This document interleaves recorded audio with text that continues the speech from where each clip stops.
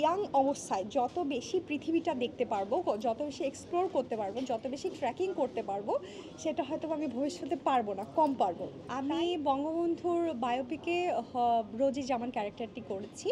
আর হ্যাঁ, যখন কাজটা করেছি সেটাও অনেক দুর্দান্ত ছিল, আর কাজের পরে, রিলিজের পরে, সেটাও আরেকটা দুর্দান্ত ব্যাপার কেটেছে, যেটা হয়তো বা আমি ভবিষ্যতে আর কখনো পারবো কিনা সেটা জানি না, কিন্তু এটা একটা ইতিহাস। আমিও ইতিহাসের অংশ হয়ে গেছি।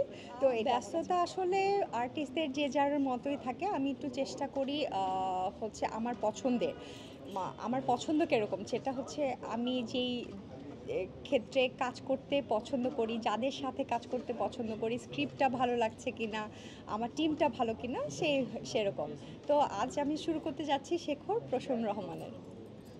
চরিত্র বিষয়টা যদি একটু আমি কাকলি ক্যারেক্টারটি করছি, সেটা হচ্ছে কর্মী হিসেবে। আর শেকড়টা শুনেই আপনারা বুঝতে পারছেন শেকড় আমরা কি বুঝি। আমরা সর্বশেষ শেকড়েই কিন্তু ফিরতে চাই, কিন্তু আমরা এই গল্পে দেখব যে বাংলাদেশের বাইরে গিয়ে মানুষ কিভাবে, মানে একজনের গল্প যে হচ্ছে 12 বছর ধরে দেশের বাইরে, সে তার মেয়েকে নিয়ে আসছে।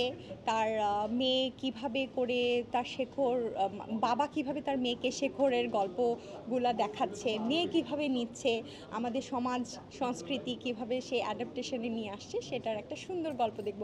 তার সাথে আমরা দেখব আমাদের সামাজিক কিছু প্রেক্ষাপট, আমাদের বৈশাখ কিভাবে যাচ্ছে বা কিভাবে আমরা পালন করি, তারপর আমাদের সমাজের কিছু গল্প, এই তো। আর আমি বঙ্গবন্ধুর বায়োপিকে রোজি জামান ক্যারেক্টারটি করেছি। আর হ্যাঁ, যখন কাজটা করেছি সেটাও অনেক দুর্দান্ত ছিল, আর কাজের পরে, রিলিজের পরে, সেটাও আরেকটা দুর্দান্ত ব্যাপার। আর প্রাইম মিনিস্টারের মানে গণভবনে যখন তিনি আমাদের ডাকলেন, সব আর্টিস্ট আমরা গেলাম। প্রাইম মিনিস্টার আমাদেরকে সময় দিলেন, কিভাবে করে হচ্ছে আমাদের নিজেদের গল্প শুনলেন, সে আমাদের সাথে গল্প করলেন। খুব অসাধারণ একটা মোমেন্ট কেটেছে, যেটা হয়তো বা আমি ভবিষ্যতে আর কখনো পারবো কিনা সেটা জানি না, কিন্তু এটা একটা ইতিহাস। আমিও ইতিহাসের অংশ হয়ে গেছি। শুধু অ্যাক্টিংটা করি না, অ্যাক্টিংয়ের সাথে আমি ইভেন্ট ম্যানেজমেন্টের সাথেও সংযুক্ত আছি। আর আমার হবি হচ্ছে ঘোরা। তো কারো হয় না, কারো খেলা, হচ্ছে বই পড়া, আমার হবিটাই হচ্ছে যত বেশি আমি দুনিয়া দেখতে পারবো। আর এখন আমার মনে হচ্ছে মানে আমি আর খুব বেশি হলে 20 বছর, হাইস্ট 25 বছর বাঁচবো, কিন্তু আমি এই ইয়াং অবস্থায় যত বেশি পৃথিবীটা দেখতে পারবো, যত বেশি এক্সপ্লোর করতে পারবো, যত বেশি ট্রেকিং করতে পারবো, সেটা হয়তো আমি ভবিষ্যতে পারবো না, কম পারবো।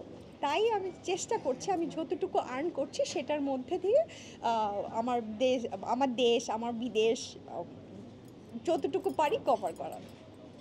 অবশ্যই আর্টিস্ট সবসময় ইয়াং। হ্যাঁ, অবশ্যই।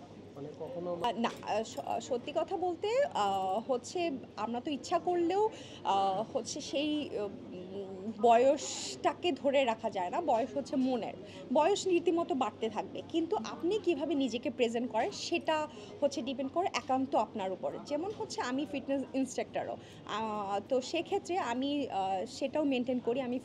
আমি আমার ডায়েট চার্টটা মেনটেন করার চেষ্টা করি। কিছু কিছু ক্যারেক্টারের ক্ষেত্রে আমাকে হচ্ছে একটু ওভারওয়েট দেখাতে হচ্ছে, তো সেখানে আমি ওয়েট গেইন করি, ওয়েট লুজ করি। এটা আমার কাছে সহজ হয়ে যায়, কারণ আমি একজন ইনস্ট্রাক্টর হিসেবে।